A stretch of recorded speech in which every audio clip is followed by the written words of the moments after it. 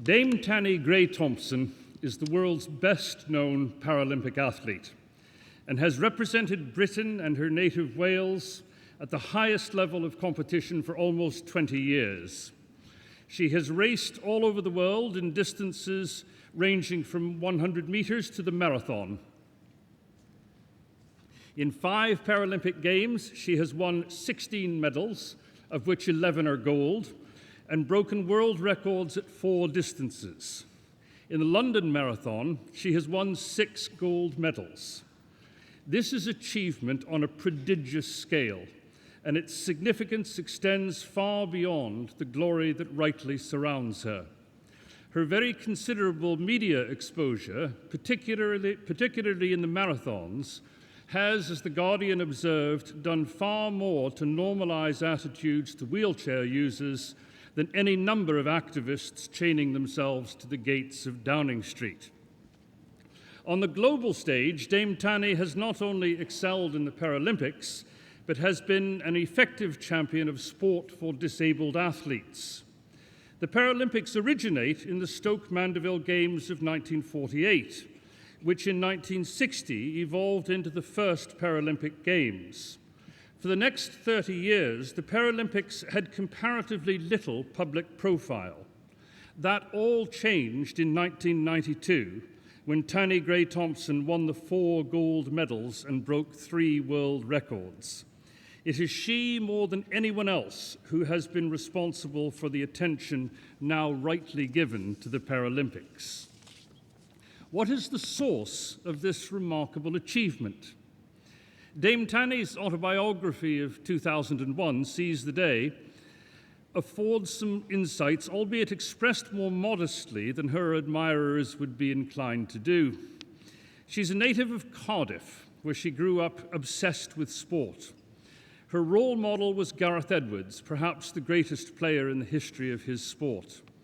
Little did she know that she was in turn destined to be the greatest competitor in the history of her sport. Dame Tanni was never going to be a rugby international, partly because she was a girl, but also because her spina bifida was gradually making walking more difficult.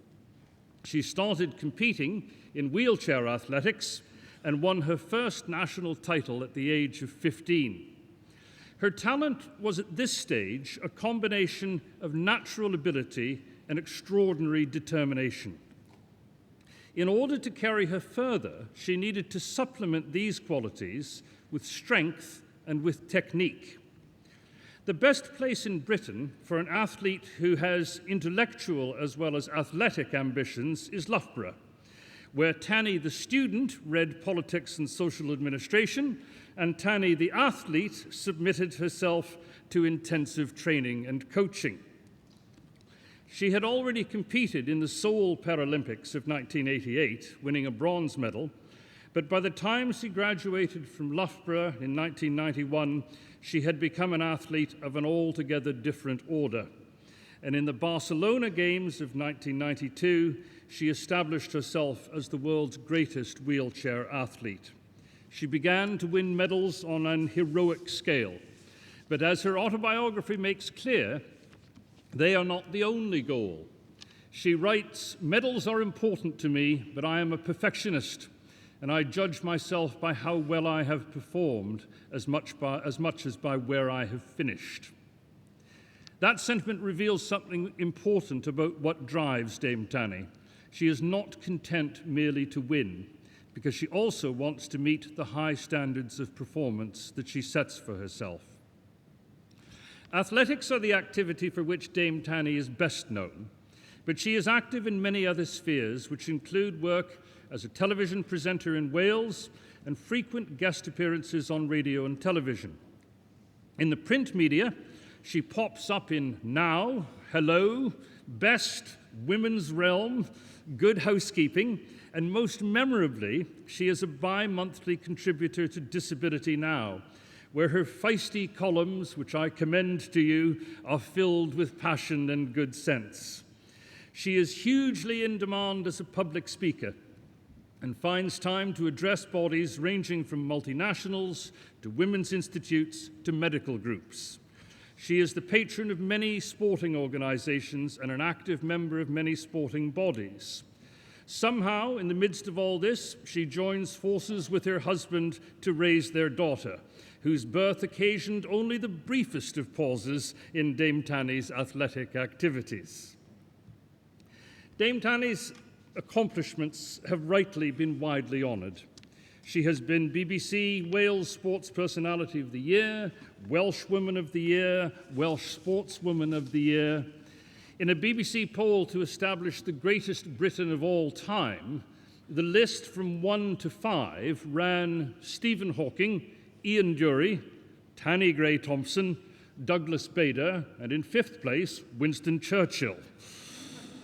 When Castles published a book that identified Britain's 50 sporting greats, she was one of only 4 women to be included. She has been honoured by a dozen universities and by a host of sporting organisations. Her run of civic awards that began with an MBE culminated in the award of a damehood in the 2004 New Year's Honours List. Mr. Chancellor, on the recommendation of the Senate and the Council, I present to you Tanni Grey-Thompson that you may confer upon her the honorary degree of Doctor of Laws. This is the degree of Doctor of Laws. We welcome you among us and hearty congratulations toward your both. Congratulations to you.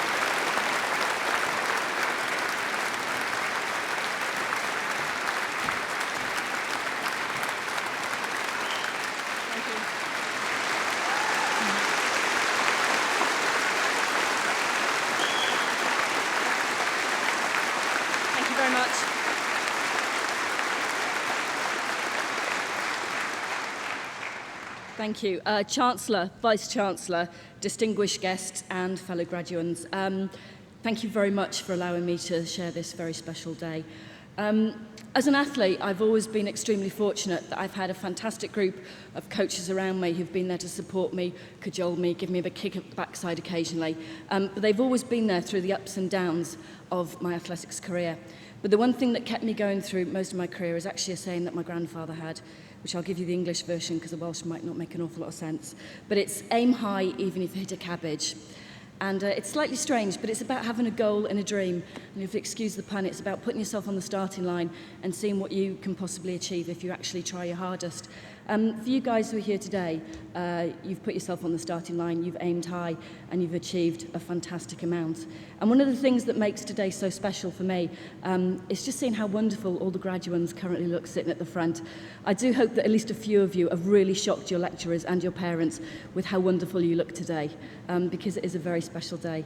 I know it's not easy being a student. I know I gave my parents a fair amount of heartache with deadlines for essays and exams and my ability to empty their fridge within 3 minutes of me being home. But your friends and family are truly proud of what you've achieved today. They might not tell you how proud they are as often as you would probably like, but today is a fantastic opportunity for friends and family to really tell those who are graduating today just how wonderful they are, not just once, but maybe several times, because today is a fantastic day for everybody. And being an older athlete, 'cause I'm 35, I'm getting on a bit, I do feel that I can actually pass on some words of advice to the graduates today. The most important thing I've learned in my athletics career is that you cannot possibly ever escape very proud parents and friends and family. It's just not worth trying, so don't bother. Your family will always be there in one way or another, mostly to question your choice of clothes, to argue about your hair colour, and debate whether you really need another pair of black shoes. That's just for the boys, let alone the girls. But please, as friends and family, do tell everyone here today how proud you are, because it is a wonderful day. And for those who are graduating today, it's not the end. It is in one case, but it's also the start of something very new and exciting. Use the opportunity that you have by having a degree and a master's and a doctorate to actually move on and grasp every opportunity that you can take from this to go on to new careers and new lives. And actually from today, the most important thing you can take away is make sure your friends and family take you out for a very, very nice meal tonight, because you are definitely worth it. So the Senate and Council, everyone here today, thank you ever so much. Thank you.